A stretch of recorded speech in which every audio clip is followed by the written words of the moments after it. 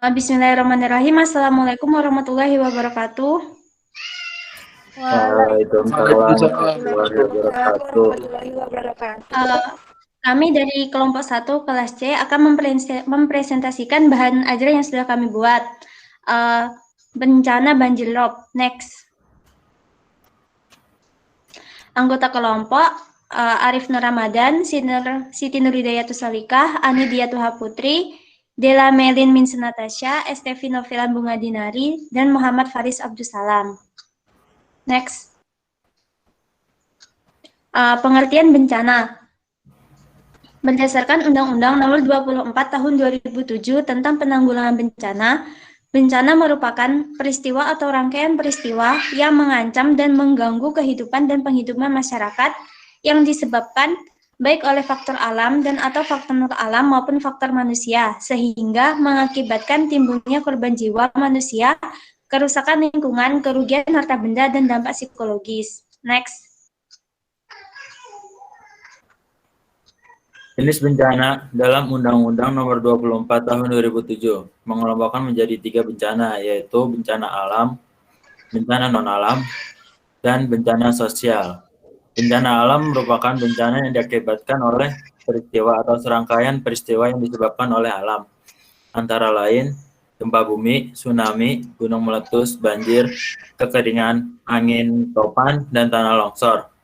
Yang kedua, bencana non-alam merupakan bencana yang diakibatkan oleh fenomena non-alam, antara lain berupa kegagalan teknologi, kegagalan modernisasi, dan epidemi atau wabah penyakit seperti saat COVID-19. Yang ketiga, bencana sosial yang merupakan bencana yang diakibatkan oleh interaksi antar manusia yang meliputi konflik sosial antar kelompok atau konflik antar komunitas, masyarakat, dan terorisme.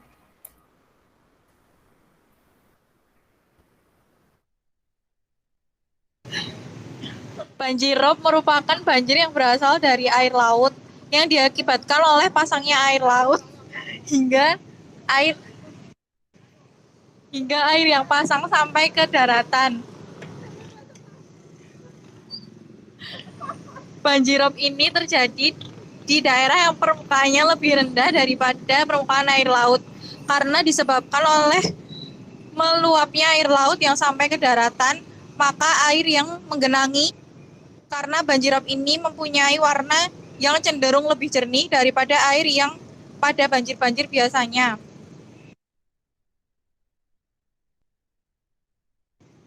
Banjir rob memiliki karakteristik sebagai berikut. Yang pertama, terjadi pada saat air laut sedang pasang. Yang kedua, warna air tidak terlalu keruh. Yang ketiga, tidak meluap saat musim penghujan tiba. Dan yang terakhir, biasanya terjadi pada daerah yang mempunyai wilayah dataran lebih rendah daripada wilayah lautan.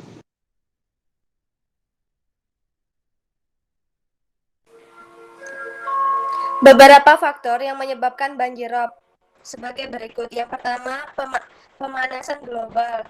Yang kedua, pemanfaatan air tanah yang berlebihan. 3. Penebangan hutan mangrove. Yang keempat, kondisi topografis suatu wilayah.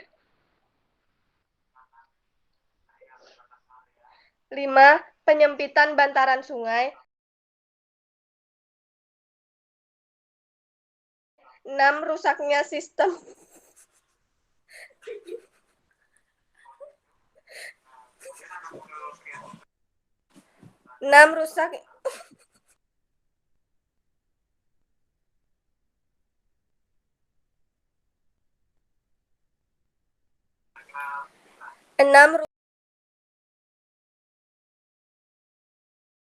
rusaknya sistem drainase.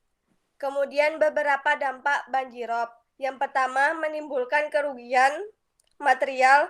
Yang kedua, merusak bangunan. Ketiga, menyebabkan lingkungan menjadi kotor dan becek. Yang keempat, menyebarnya bibit penyakit atau sumber penyakit. Yang kelima, mengganggu lalu lintas. 6. Kelangkaan air bersih.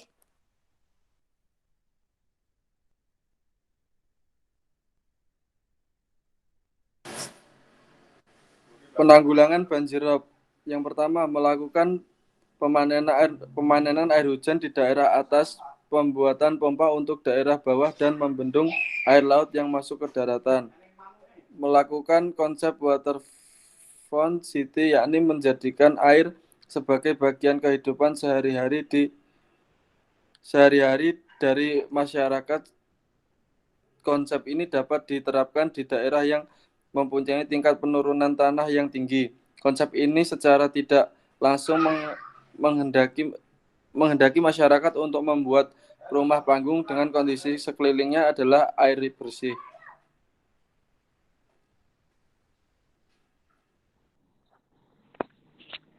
Ketiga, melakukan konsep tidal gate, yakni meletakkan pintu air atau pintu pasang surut di daerah muara dengan tujuan untuk mencegah air laut itu datang dan masuk ke sungai terlalu besar. Lalu yang terakhir, melakukan konsep polder, yakni pembuatan kolam kecil yang digunakan untuk menampung rob. Polder tersebut harus ditata sedemikian rupa dan dilakukan secara terpadu, serta menjadi bagian dari drainase kota.